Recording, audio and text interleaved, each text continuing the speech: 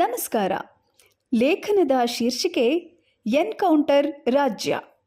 ಬರೆದವರು ಉದಯ್ ಗಾಂವ್ಕರ. ಓದಿದವರು ರಾಗಿಣಿ ಮಾಲೂರು. ಜನರು ವಿಳಂಬ ನ್ಯಾಯದಿಂದ ರೋಸಿ ಹೋಗಿದ್ರು. ಎಲ್ಲೆಲ್ಲೂ ಕೊಲೆ, ಅತ್ಯಾಚಾರ, ಕಳ್ಳತನ, ಮೋಸ ತಾಂಡವವಾಡ್ತಾ ಇತ್ತು.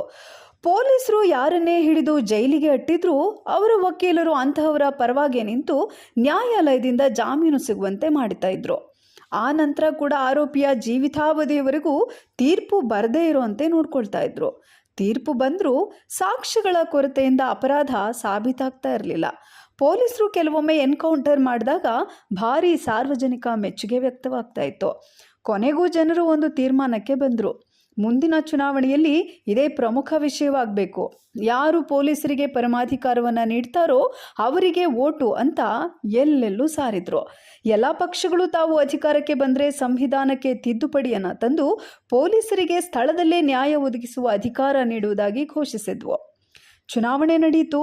ಗೆದ್ದ ಪಕ್ಷ ಕೆಲವೇ ದಿನಗಳಲ್ಲಿ ಸಂವಿಧಾನ ತಿದ್ದುಪಡಿ ಮಸೂದೆಯನ್ನು ಮಂಡಿಸಿತು. ಚುನಾವಣೆಯ ಮೊದಲು ಎಲ್ಲ ಪಕ್ಷಗಳು ಅದನ್ನು ಘೋಷಿಸಿರೋದ್ರಿಂದ 2 ಸದನಗಳಲ್ಲಿ ಮಂಡನೆಯಾಗಿ ಮಸೂದೆ ಅಂಗೀಕಾರವಾಯಿತು. ರಾಷ್ಟ್ರಪತಿಗಳ ಅಂಕಿತವು ಬಿದ್ದು ಕಾನೂನು ಜಾರಿಯಾಯಿತು.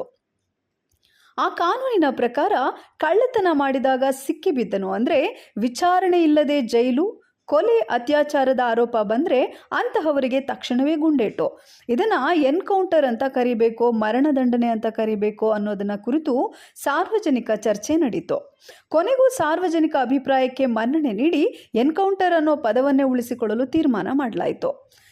ಈಗ ಇನ್ನೊಂದು ಸಂದಿಗ್ಧ ಎದುರಾಯಿತು. ಹೊಸ ಪ್ರಕರಣಗಳಲ್ಲಿ ಇದೇ ನ್ಯಾಯದ ಪ್ರಕಾರ ಕ್ರಮ ಕೈಗೊಳ್ಳಲು ಸಮಸ್ಯೆ ಇರಲಿಲ್ಲ. ಈಗಾಗಲೇ ಆಗಿ ಹೋಗಿರೋ ಅಪರಾಧಗಳ ವಿಷಯದಲ್ಲಿ ಹೇಗೆ ನ್ಯಾಯ ನೀಡೋದು ಅನ್ನೋದು ಕಾನೂನು ಪಂಡಿತರಿಗೆ ತಲೆನೋವಾಗಿ ಪರಿಣಮಿಸಿತ್ತು. ಕೊನೆಗೆ ಪುನಃ ಜನಮತವನ್ನು ಆಧರಿಸಿ ಜನರು ಯಾರನ್ನ ಅಪರಾಧಿ ಅಂತ ತೀರ್ಮಾನಿಸ್ತಾರೋ ಅವರಿಗೆ ಅವರ ಅಪರಾಧಕ್ಕೆ ತಕ್ಕಂತೆ ಶಿಕ್ಷೆ ನಿಗದಿ ಮಾಡಲು ಮತ್ತೊಂದು ತಿದ್ದುಪಡಿ ಮಸೂದೆಯನ್ನು ಮಂಡಿಸಿ ಜಾರಿ ಮಾಡಲಾಗುತ್ತೆ. ಜೈಲುಗಳು ಭರ್ತಿಯಾದವು. ಜೈಲುಗಳು ಸಾಲದಾಗ ಹಾಸ್ಟೆಲ್ಗಳನ್ನು ಜೈಲುಗಳಾಗಿ ಪರಿವರ್ತನೆ ಮಾಡಲಾಯಿತು. ಆನಂತರ ಶಾಲೆಗಳು ಜೈಲುಗಳಾಗಿ ಹೋದವು. ನ್ಯಾಯಾಲಯಗಳಿಗೆ ಕೆಲಸ ಇಲ್ಲದೆ ಇದ್ದಿದ್ದರಿಂದ ಅವುಗಳನ್ನು ಜೈಲುಗಳು ಅಂತ ಮರುನಾಮಕರಣ ಮಾಡಲಾಯಿತು. ಜೈಲಿನಲ್ಲಿ ದಟ್ಟಣೆ ಹೆಚ್ಚಿ ಅಲ್ಲಿಯೂ ಜಗಳ, ಕೊಲೆಗಳು ನಡೀತವೆ. ಜೈಲಿನಲ್ಲಿ ನಡೆದ ಕೊಲೆಗಳ ಬಗ್ಗೆ ಸಾರ್ವಜನಿಕ ಅಭಿಪ್ರಾಯ ಹೇಳಲು ಸಾಧ್ಯ ಇಲ್ಲದೆ ಇರೋದ್ರಿಂದ ಅವರಿಗೆ ಎನ್ಕೌಂಟರ್ ಶಿಕ್ಷೆ ಕೊಡಲು ಸಾಧ್ಯ ಇಲ್ಲ. ಹೊಸ ಕಾನೂನು ಬಂದು ಜೈಲಿನಲ್ಲಿರುವ ಅಪರಾಧಿಗಳು ತಪ್ಪು ಮಾಡಿದರೆ ಕೈದಿಗಳ ಅಭಿಪ್ರಾಯ ಪಡೆದು ಹೊಸ ಶಿಕ್ಷೆ ನೀಡೋದಕ್ಕೆ ಅನುವು ಮಾಡಿಕೊಡಲಾಗುತ್ತೆ. ಇತ್ತ ಊರುಗಳಲ್ಲಿ, ನಗರಗಳಲ್ಲಿ ಯಾರ ಮೇಲೆ ಅತ್ಯಾಚಾರ, ಕೊಲೆ ಆರೋಪ ಬಂದರೂ ಎನ್ಕೌಂಟರ್ ಶಿಕ್ಷೆಗೆ ಒಳಪಡಿಸಲಾಯಿತು. ಜನರ ಸಂಖ್ಯೆ ತುಂಬ ಕಡಿಮೆಯಾಯಿತು. ರಾಜಕಾರಣಿಗಳು, ಮಠಾಧೀಶರು, ಮುಲ್ಲಾಗಳು, ಪಾದ್ರಿಗಳು, ದೇವಮಾನವರು, ಧರ್ಮಾಧಿಕಾರಿಗಳು, ಉನ್ನತ ಆಫೀಸರ್ಗಳು, ಗುಮಾಸ್ತರು, ಶಿಕ್ಷಕರು, ವೈದ್ಯರು ಹೀಗೆ ಎನ್ಕೌಂಟರ್ ಪಟ್ಟಿಯಲ್ಲಿ ಸೇರಿಕೊಂಡ್ರು. ಸರ್ಕಾರದ ಎಲ್ಲ ಇಲಾಖೆಗಳನ್ನು ಮುಚ್ಚಿ ಪೊಲೀಸ್ ಇಲಾಖೆಯನ್ನು ಮಾತ್ರ ಇಟ್ಟುಕೊಳ್ಳಲಾಯಿತು. ಪೊಲೀಸರ ಸಂಖ್ಯೆ ವಿಪರೀತ ಹೆಚ್ಚಿದ್ರೂ ಅವರ ಕಾರ್ಯಬಾಹುಳ್ಯ ಕಡಿಮೆಯಾಗಲೇ ಇಲ್ಲ. ದಿನವೂ ಒಂದೊಂದು ಠಾಣೆಯವರು 10 ಎನ್ಕೌಂಟರ್ ಮಾಡಬೇಕಾಗಿತ್ತು. ಅವರ ನಡುವೆಯೇ ಜಗಳಗಳು ನಡೆಯಲಾರಂಭವಾಯಿತು. ಅಲ್ಲಿಯೂ ಕೊಲೆ, ಅತ್ಯಾಚಾರ ಪ್ರಕರಣಗಳು ಹೆಚ್ಚುತ್ತಾ ಹೋದವು.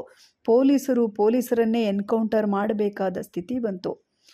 ಒಂದು ದಿನ ಕೊನೆಗೂ ಬಂತು. ಕೊನೆಯ ಪೊಲೀಸ್ ಅಧಿಕಾರಿ ಉಳಿದುಕೊಂಡ. ತನ್ನ ಪಿಸ್ತೂಲನ್ನು ಒಮ್ಮೆ ನೋಡಿದ. ಗುರಿ ಇಡಲು ಯಾರೂ ಉಳಿದಿರಲಿಲ್ಲ.